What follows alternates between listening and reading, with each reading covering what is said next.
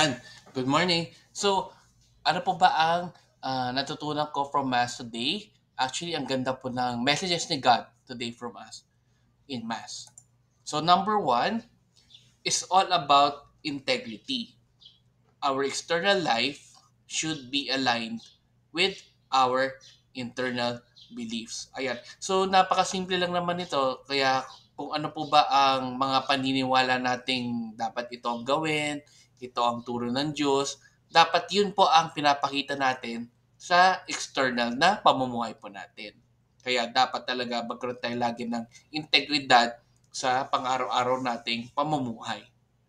Which leads to number two, we should practice what we say or teach. Or pwede nga sa sikat na lagi natin, we should practice what we preach. Ayan. So, dapat kung ano po yung mga sinasabi natin na ganito ang gawin, ganito ang turo ng Diyos, ganito ang dapat na gawin na tama sa buhay pa natin, dapat ginagawa rin po natin. Hindi lang yung puro salita lang tayo, pero wala naman pong gawa. Which leads to number three, don't do good things only for show. Do everything in secret because it is our private moment with God. Ayan. So sa buhay po ngayon, sa dami na pong mga kumakalat sa social media or usong-uso na po yung social media, ang dami pong tao na gumagawa ng kabutihan pero kailangan pa nila ipagmayabang or ipakita sa lahat or i-post or i-vlog or gawing content, which is sinasabi nga ng Diyos na dapat wag nang ganon. Kung gagawa kayo ng kabutihan na bukas po sa loob nyo, wag nyo na paalam. Gawin nyo na lang ng pasikreto kasi sa inyo na yun ng Diyos eh. Kumbaga, sikreto nyo na po sa isa't isa yon at moment nyo po yon with God rin.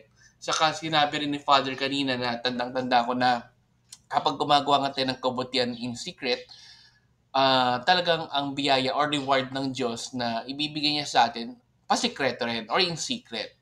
Kaya tandaan po natin yun na kapag gumagawa tayo ng kabutihan, huwag niyo na pagsabi. Gawin niyo na lang ng tahimik. Ayan. So, which leads to number four. All the good or kindness we share with others is our relationship with God. So kung paano po natin i-share yun nga, yung mga kabutihan or goodness sa kapwa po natin, doon pinapakita kung ano ba ang ating relationship with God. So sana in terms of yung kung paano natin gusto ipakita kung gaano ba tayo ka-close kay God or ano ba yung ating relation with Him, doon po lumalabas sa paggawa ng goodness and kindness to others. Ayan. So, ang ganda po ng mga mensahe po ngayon, no? So, let's end again with a simple prayer in the name of Father, Son, Holy Spirit. Amen.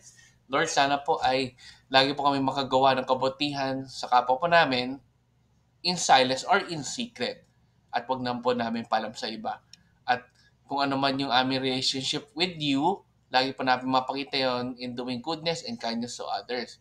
And isa pa po, Lord, lagi niyo po kami tulungan na magkaroon ng integridad sa aming pang-araw-araw na pamumuhay. Amen. In the Father, Son, and Spirit. Amen. So good morning po ulit. Have a great day.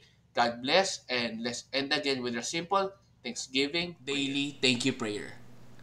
Lord, thank you very much for all the blessings that you are giving us every day. Thank you for our food, safety, security, guidance, and all your blessings. Please avoid us getting sick from all illnesses and forgive us for all our sins. Lord, I pray that all our hopes and dreams will come true in your own time. Again, Lord, thank you for all the blessings that you have given us. Amen.